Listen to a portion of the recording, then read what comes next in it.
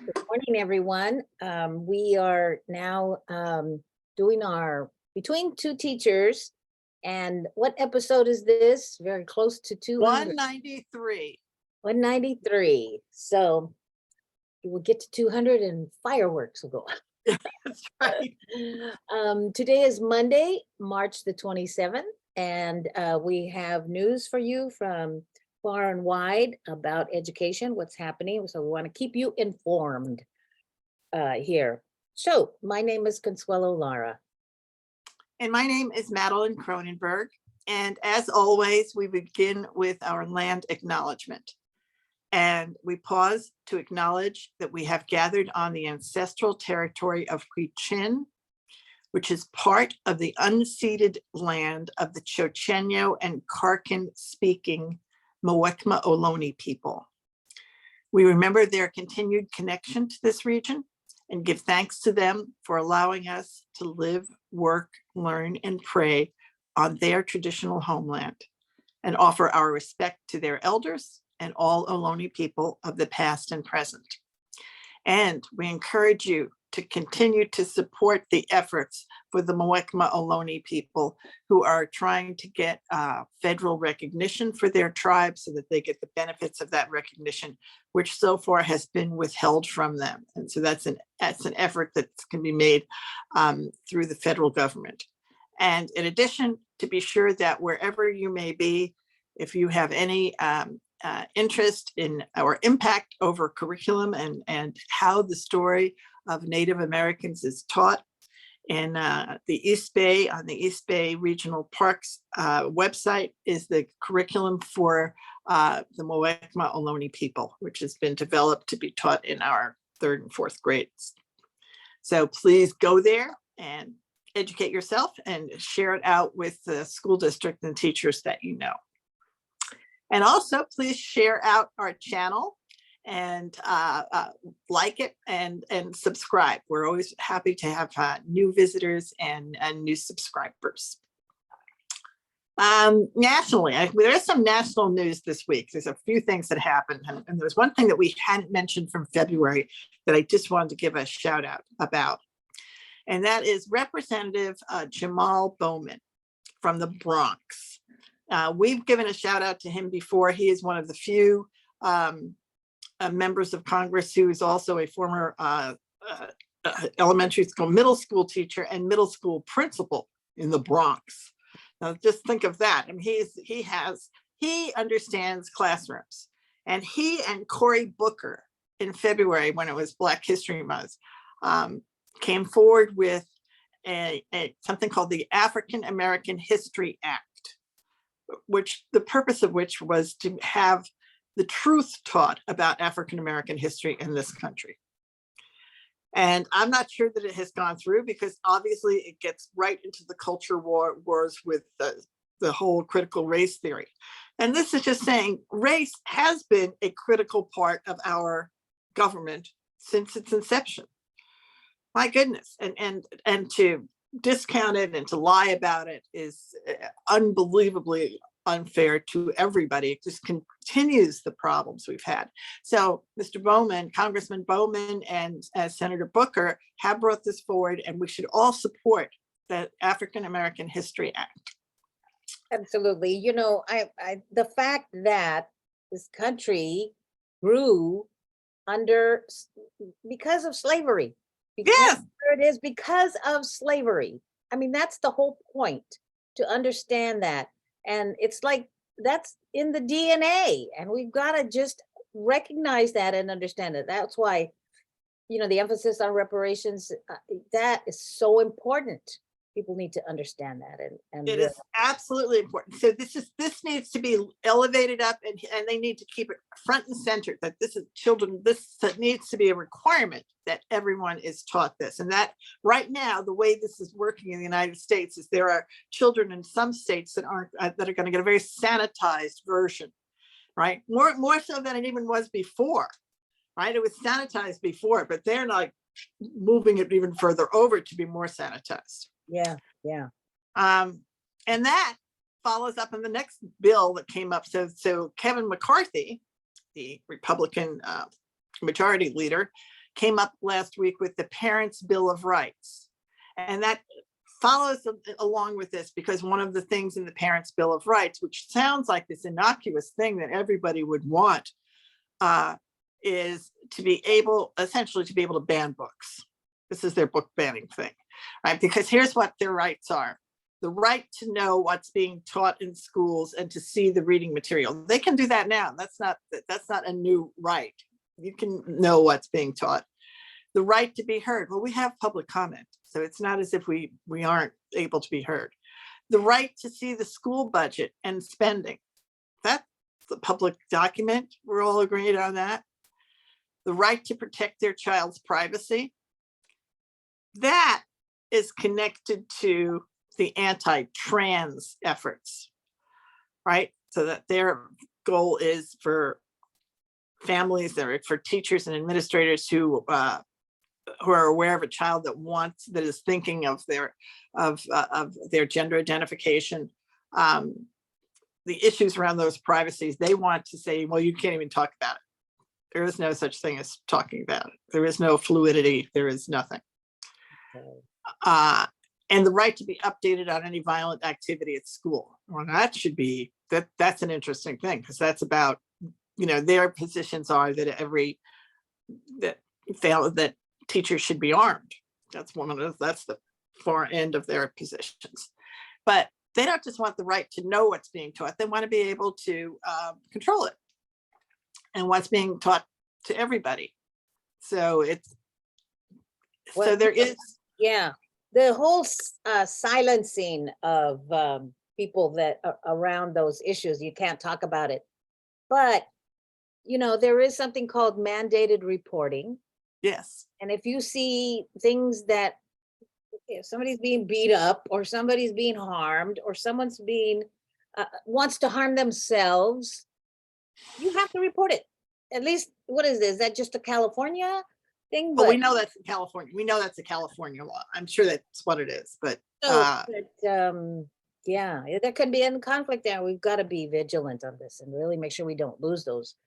We absolutely do. So what has happened now is, so that bill, the Parents' Bill of Rights, as they're framing it, is opposed by the Leadership Conference on Civil and Human Rights, which is made up of 229 different civil rights organizations across the country.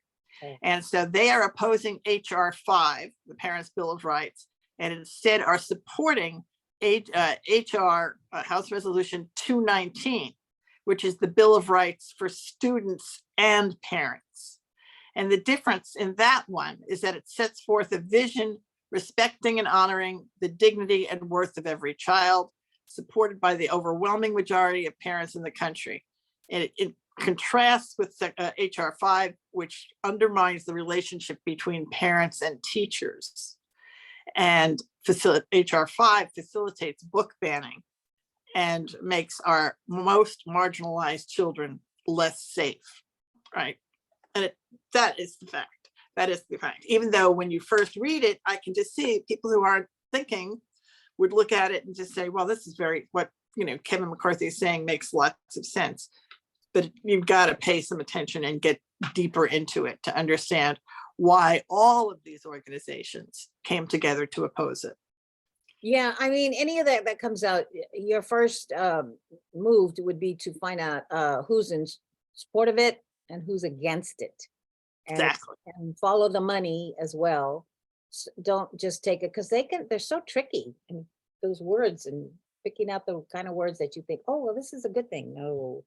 And they go out and they test it. They poll test it. Yeah, they've got the money for research on all of that. That's what they do.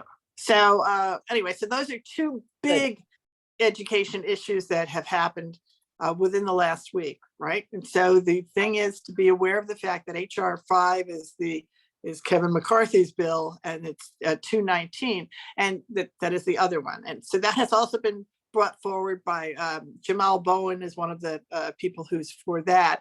And he has also got yet another bill. Well, let me speak to this. So the bill that has been put forward by the Democrats has been supported by another member of Congress, and her name is Jahana Hayes. Jahana Hayes was Teacher of the Year in Connecticut before she ran for Congress. So she and Mr. Bowman are the people who know the most about the classrooms. And she belongs to a group called Moms in Congress, because she also has children in public school. And so there's a group of congresswomen who have young children who have now become the Moms in Congress group, right? Who are opposing the Parents' Bill of Rights and instead supporting the Students and Parents' Bill of Rights. And she made a brilliant speech, which I'll also connect to, where she explained who she was and what the differences are and why it's really important for people to be conscious of the issues and where the direction we're going and how potentially dangerous this is for our children in the future. Yeah. Oh, wow. All right. So that's what's going on in Washington. And the last one is Representative Bowman did one more thing. He has another bill, and this one is called End Testing, not end. It's to end over testing and bring back learning. So he's concerned about how much over testing there has been in schools, how much time we spend just on standardized testing. And the teachers union is all for him. This is called, the bill is called More Teaching, Less Testing Act. Oh, wow. And it would provide states with the needed flexibility to achieve something that teachers, parents, and students have been begging for, which is more time in school devoted to the simple joy of learning, instead of days and days and days doing nothing but getting ready for some test, right? Yep. Some high stakes test. So this is it. It takes the guy who was the middle school principal and teacher to carry this legislation. So this is the other one we're going to watch. So this one is More Teaching, Less Testing Act, which will also probably be opposed by the majority in Congress. Oh. And then the last one that's on a national level is, I just wanted to point out that throughout the country, there are states that have mandated something that California and many other states have not yet mandated. And one of them is Montana that just brought theirs in. And that is to have a financial literacy graduation requirement, so that students who graduate understand how money works in their lives as they're about to go out, many of them, to make some money. And you can't just assume they're going to learn that in college. They need to learn it while they're in high school. And there are many states now that have requirements of systems to provide financial literacy, that is an important part of who you are as a graduate. And actually, now that I think about it, it really should be in the graduate profiles. Yes, yes, yes. You know how everybody's writing these profiles out and nobody ever thinks to put it in there. Yeah, yeah. And because what happens is in the states where they have this kind of training, they have lower rates of bankruptcy. They have lower rates of all of the financial mistakes people make because they were never taught. Yep, yep. And where there's high poverty would be very good place to put it in those schools. And we were talking also about teachers not wanting to teach it, but we could get some bankers, their CTE credential, they could be the ones to come in and teach it a class or two, and then there are many ways this can happen. Yeah. Right, but it just has to be lifted up as being important. Yeah, it really needs to be lifted up as being something that that should be in the graduate profile, because right now, yes, just by virtue of the fact that we omit it, what we've done is we haven't taught our children anything about how to manage their money and manage their financial life. And the consequence of that is it's very hit and miss. Yeah, yeah, that's true. That's very, very true. And that's why you have generational poverty because of the lack of information um, Right.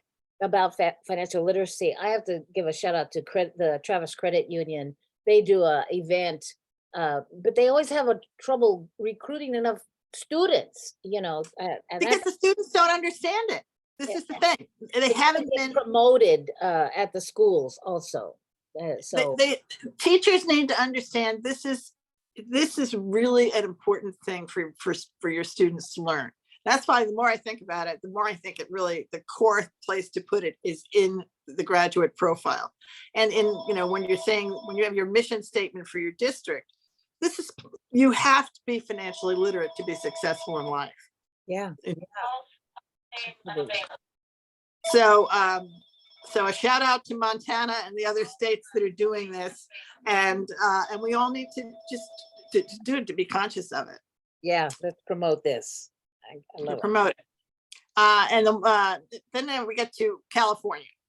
California news. One of the most interesting ones is this, and I'll just bring this forward, and that is that in up in Washington, the Seattle schools have sued the social media companies, all right, about the social media companies for the negative impact that social media is having on their students. Okay, and of all the other schools that there are places that could have joined in, the place that joined in is Silicon Valley. And the folks that did this is a county board. The San Mateo County Board is suing and the San Mateo County Board and the San Mateo Superintendent of Schools filed a lawsuit against the social media companies, the giant social media companies. And let's see, they're saying Meta and Google and everybody else, YouTube, and who else? Alphabet and TikTok.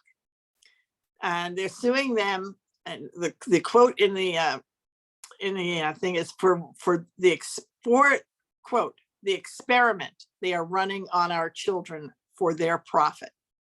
Oh, that's great. Wow. All the So the San Mateo County Board of Education, the San Mateo County Superintendents of Schools are seeking to hold the defendants, who are Google and Meta and TikTok, seeking to hold the defendants accountable for the extensive harm that they have wrought on local schools and students. Wow. So I'm going to link the complaint. I just think that it's something, this is the kind of complaint that actually other counties and districts could join. Absolutely.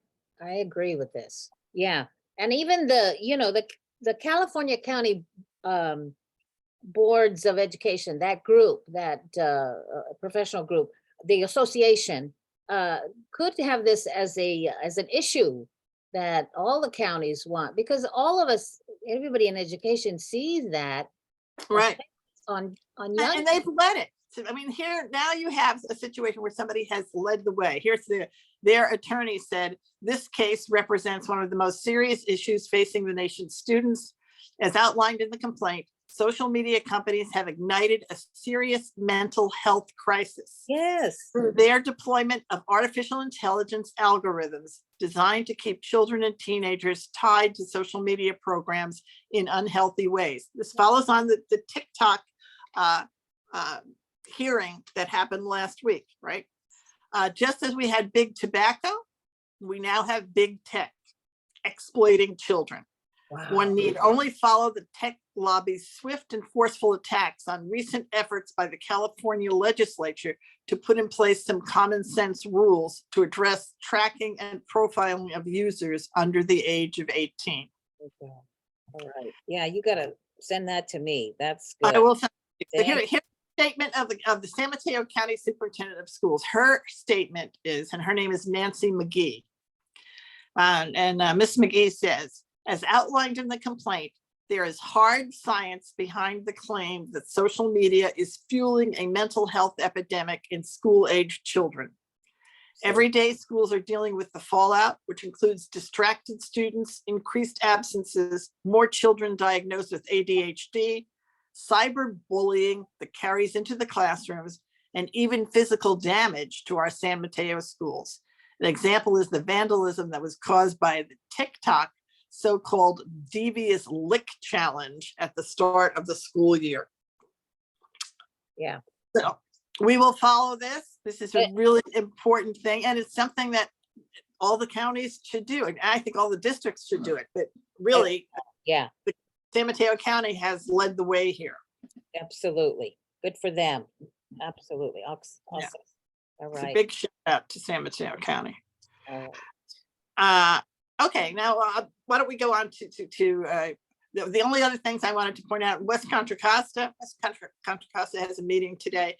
They did reject the layoffs that were in the proposed budget, and then at their last meeting, and then they had the county come in and say that they were going to have to oversee their decisions. So that's a problem that they're having to deal with, how they're going to have to submit their budget to the county, and it's a very convoluted way of operating. And what I hope happens with the county is there is a way, if you believe in equity, to center equity in your budgeting. Right? So there are equity budgets that just say you're going to ask yourself questions about every budget line item. And West Contra Costa, the school district, certainly has said that they honor equity for their students, and that's one of the ways and reasons that they made the choices they made. So what I'm hoping is that the county, when the county folks come in to decide to rescind decisions that they've made, that they also are held to equity. Mhm. Absolutely. Absolutely. Right? And are asked, if they're going to say you have to do this, you have to do that, to say, show me why that is the most equitable choice versus the choice that the district made. Yeah. That's the point. Right? And they got to have that lens. They have to have that lens and that focus. But so far that hasn't happened with the county. No, nope. That's interesting. Okay, well, it's funny. One of the things that I, as the board president, wanted at the county was a study session, a budget study session, because this is so important for all of us to look at and understand, and not be a rubber stamp for things that come by. And that's what I'm hoping this will be a part of. Because, and what happens if you don't look at it and don't honestly look at the lens that you're using, and you just do it the way you've always done it, you have to realize we have not historically centered equity as being important. Yeah. We've sort of centered doing it the way we've always done it as being Yeah. important. And that means no progress and no equity progress. Exactly. None. And there hasn't been No, ever. right? So the way that you do that is you rethink your process, right? And you add the filter. And so there are organizations, actually, I think San Mateo may have it, or Santa Clara, that actually has that filter, that they have to answer certain questions with for every budget decision that's made. I remember. Yeah, there's a process you can do. There is a specific process. There is a way to do it where you're not just giving it lip service, where you actually are doing it. Yes, absolutely. Great. So We'll follow that one as well. that's another big one to follow. And now we'll get to the county. To the county. Well, I have some great news, and we've been holding on to this for a while. But the resolution is done, that it's a resolution to promote the development of education workforce housing in Contra Costa County. And so I'm bringing this resolution forth on the next meeting, which is April the 19th. And I mean, I'm just so proud of this. I've had a lot of help, a lot of people helping, and a lot of input. I talked to a lot of people. I don't do anything by myself. I always check, and but I'm happy about this, because the point is to get students to have teachers who can afford to live here, can afford to stay here, and they're quality teachers who come to this area, to Contra Costa, because there's housing for them. And we're talking about the kind of housing like rentals and housing that can be transitional till they save enough money to get a house, and for their families. So there's all kinds of ways that it can look in different cities in the county and also in different school districts. So, and there are also county offices that get involved, like Sonoma County Office of Education actually bought property, added to their property, and they're going to build apartments for the educators in the county, not just in that little area. So there's no, we got to break up these silos that people work in. So that's what we're looking at. And I'll just read this part about the resolution that we hope that policymakers and LEA leaders in Contra Costa may take concrete steps to advance the development of education workforce housing and help empower everyone with the guidance and the tools to assess whether constructing new homes might be a right solution for them. So it's a call to action, and it's an invitation, and it's trying to push this all forward and also connect people together, because there's all kinds of things happening. West Contra Costa did a feasibility report years ago. Of course, they decided not to proceed on it. And today there's a project being talked about for Alvarado School. I mean, there's a lot of exciting things going on, and I'm just hoping this connects people together. I'm also hoping that there will be a convening after this, so that people can network on their resources and what they are doing, and share and partner, collaborate Right. on a lot of these things. And the main, one of the ways to find out more about this is a wonderful report that went out. It's called the Education Workforce Research Report by City Lab, UCLA. And there's a companion handbook, Education Workforce Housing in California, the handbook. And it's very easy to find. City Lab USA, CSBA was part of this report. And all of the information and the data in the resolution came from that document. And I'm just really pleased, and I'm thankful to all the support and everything that I got from a lot of people. And we want to post this for you to look at beforehand.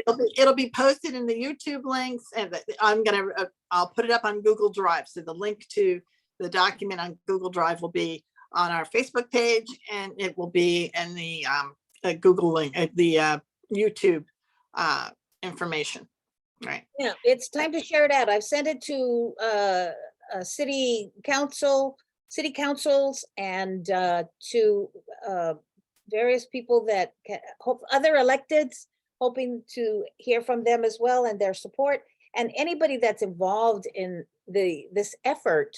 If they can come to the April 19th and kind of just share, what is your district doing? What is your city doing?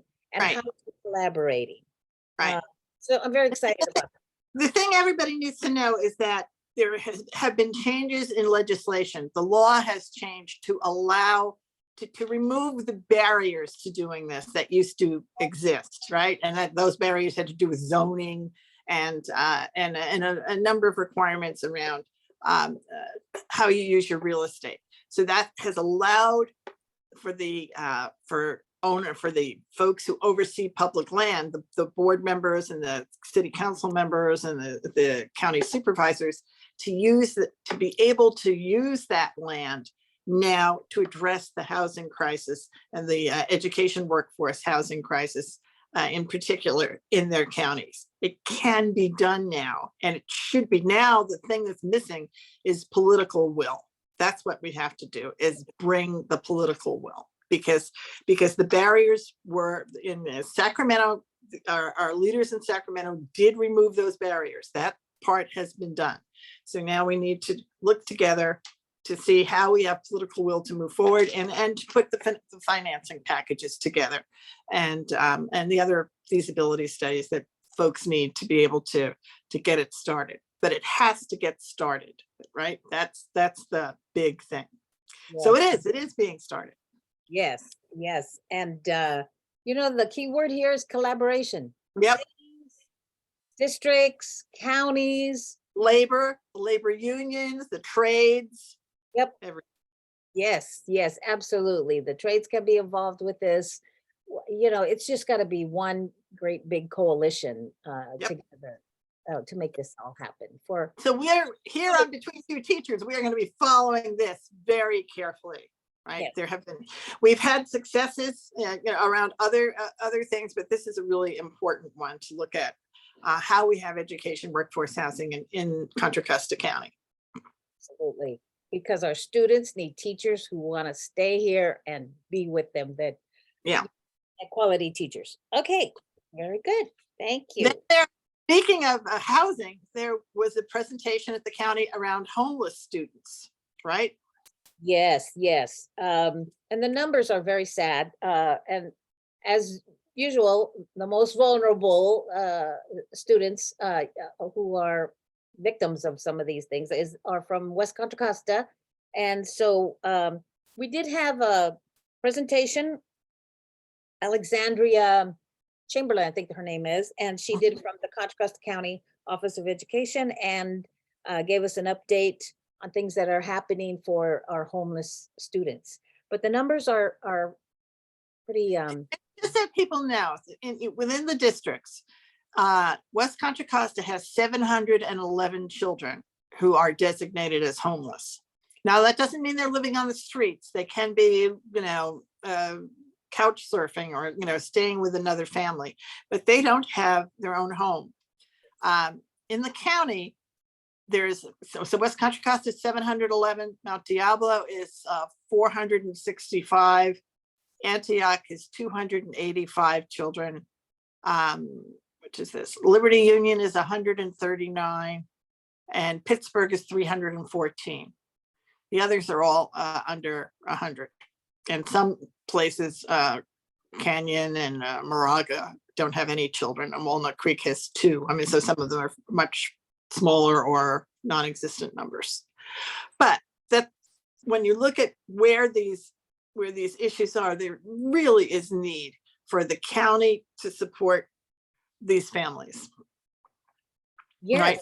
Absolutely. Yeah, there's these requirements of serving the the homeless students, but then there's no support, which is very common in education. Okay, we want you to do this, but we're not going to give you any support for it. You have to do it on your own along with everything else. But I think that might be changing. So we need to keep this in the forefront. Education, I mean, homelessness and housing, big issue for us. And honestly, one of the things I think each of these districts should do, and the county can do, is there's a dashboard for you. It shouldn't be okay that there are 711 children who don't have a home, right? Yeah. It shouldn't be okay. I mean, we need to just keep this. This is like just become accepted that, oh, well, of course, we're always going to have. No, why? Why is that? Right? Who is it that can partner together to work with each of these families so that their needs are met? Right. Yeah. And that's what part of this is. I mean, there are teachers that were homeless, right? That's one of the things about the education workforce. It needs to be addressed, and it needs to be lifted up, and we need to not just accept these numbers as numbers that can't be reduced and hopefully eliminated. Why would we think it's okay to have, hundreds and hundreds of homeless children? And the idea of a dashboard is really important because it puts it in front of you, in your face, and if it changes, you can see it. And if it doesn't, you can see it. That too. Yeah. Right? Because it just doesn't get it. I mean, I look at this and this information is buried in the middle of a PowerPoint. Yeah, that's true. Right? So most of the people who are here in Contra Costa County, unless you spend time looking at these PowerPoints, you're not going to know. But it struck me when I heard it that this is really important. These are important numbers for folks to understand. Yes. So keep that one updated also. Yeah, yeah. And I'm gonna post that one slide. I'll make I mean, it's really here. They've made this. I think if nothing else, you can work with how many, how these families in each of these situations are, what they're doing to work on it. Like even with the Contra Costa Office of Education, there are 6 families. So I mean, that's even striking to me, but okay. So what's happening with those 6 families? Incarcerated or special ed, I mean, even more. Well, they're not incarcerated. If they're incarcerated, I guess Oh, then they got housing, but yeah. we've got a lot of community schools, and so there's, yeah, court schools, things like that. Yeah. Okay. It just struck me that why it would seem that those children do have a home, but anyway, it's worth looking into, and just for all of us to pay attention to. Right. And that's, I think, about it right now for me. The only other thing I did want to do is I wanted to shout out a best practice, or one that we should look at.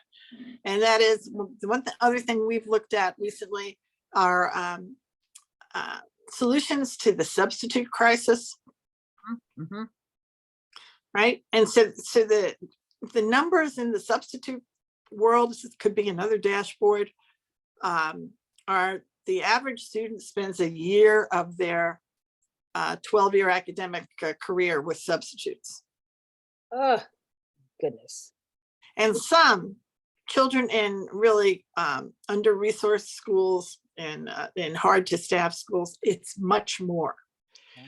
And some, there are schools where they can't find substitutes, and so children are in auditoriums, just sitting there with one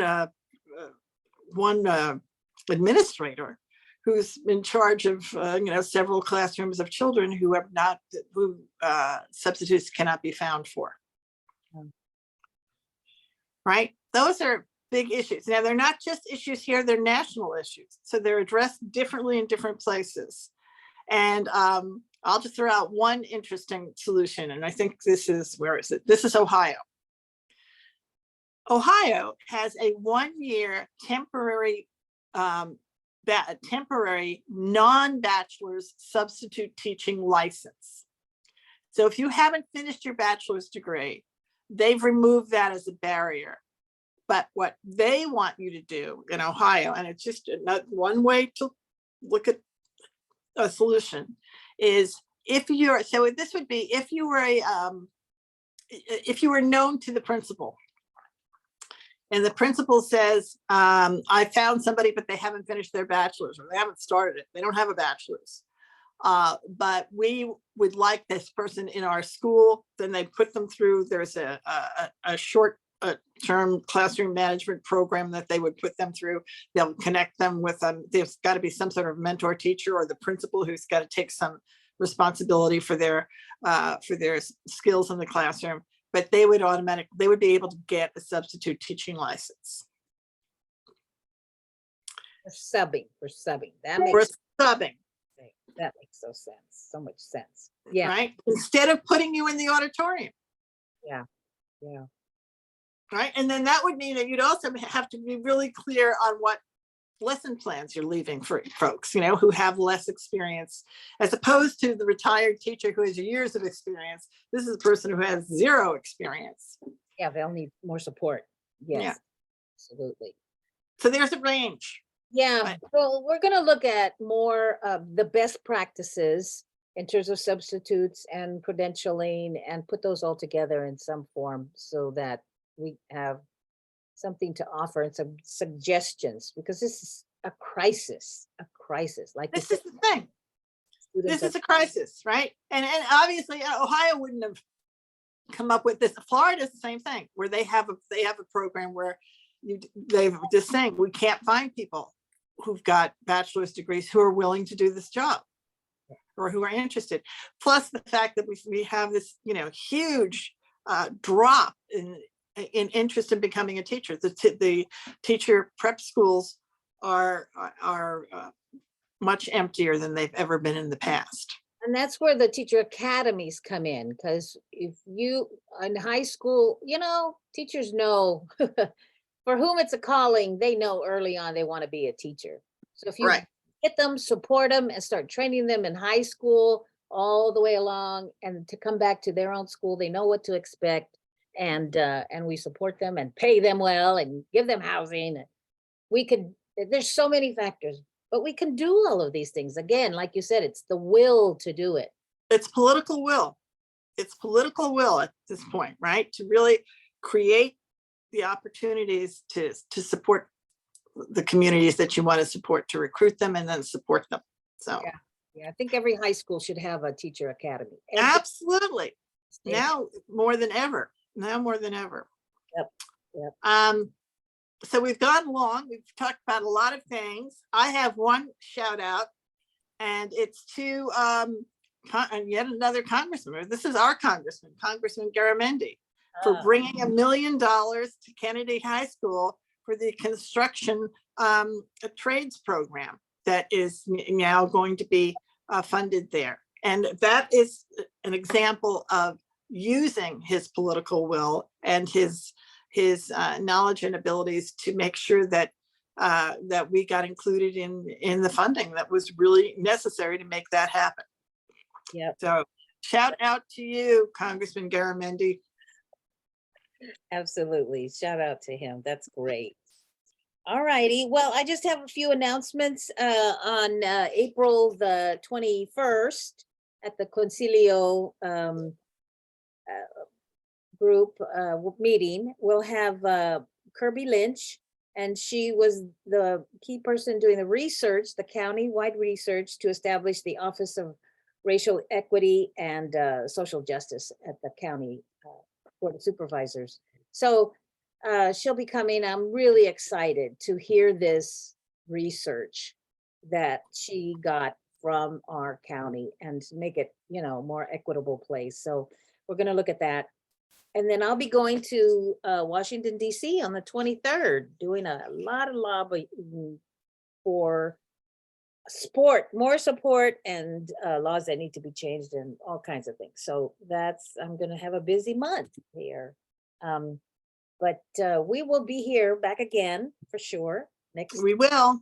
Yes, and bring you more. With lots more to talk about next time. Yes. Bye-bye.